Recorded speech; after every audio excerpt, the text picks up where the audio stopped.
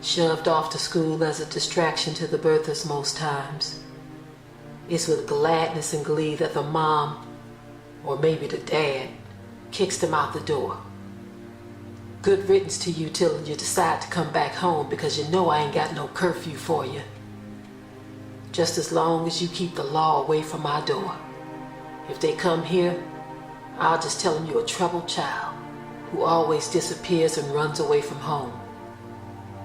I need my time to myself, some may say, while others want to hit the streets to maximize their day. And don't let them have a day off. It's usually accompanied by, shucks, I was hoping to do something else today, but now I have to deal with you. What a way to show love to the ones that snuggled in your womb for 9 months. Why do you treat the former inhabitants of your womb like discarded garbage? Don't you realize the fact that they know this and will grow with this? This isn't the way it was supposed to be. They will lose their dignity if you don't show some humility and love at some point in their young lives. It's too late when they are old enough and bold enough to get you told. Molding comes from the moment of conception. Too bad their conception was surrounded by lustful turmoil with no thoughts of love attached to the act of their very being. Off to school we go. And what we will learn, no one shall know. Why? Because we've already been counted out.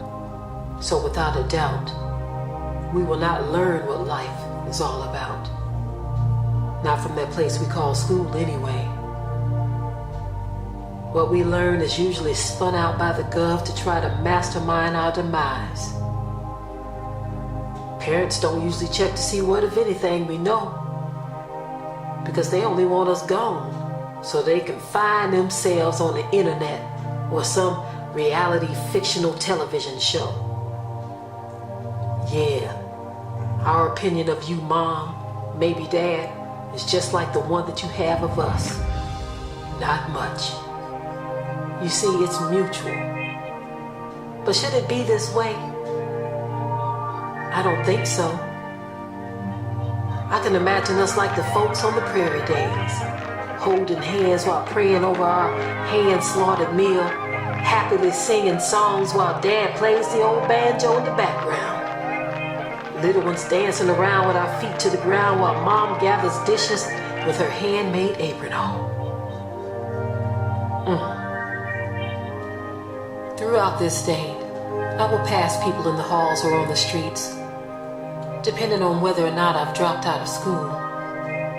These people, as I pass them, they see me as nothing. Some may even fear me because of my nomenclature. Being black, colored, African American, or some other indigenous people could sometime get you into so much flack from those who apprehended this land from us anyway. Will the real savage thieves please stand up? In history class, you told us that the natives were savages, that the Africans were savages.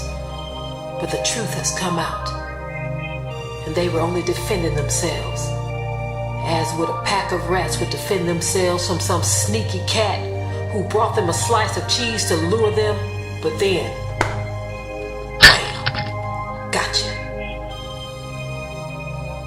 Children not protected, but neglected and rejected. Their lives are not accepted nor reflected, but objected. Running all the time without a dime, doing crime. Singing like a chime, trying to rhyme to speak their mind. Trying to find a place and a space to show their face. Hated for their race, they catch a case with a bitter taste. No one there to love but to shove with a glove. Not looking above for the peaceful dove and the Father's love. Shoved aside, to them we lied, and many have died.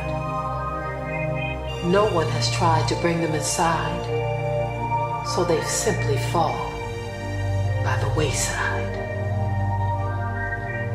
Every day we hear of how our children are victims and suspects in this ever-changing world. Changing the black for the white, telling them that they ain't right because what they see in their sight is everything that is white. It is that lack of knowledge that causes them to fall by the wayside.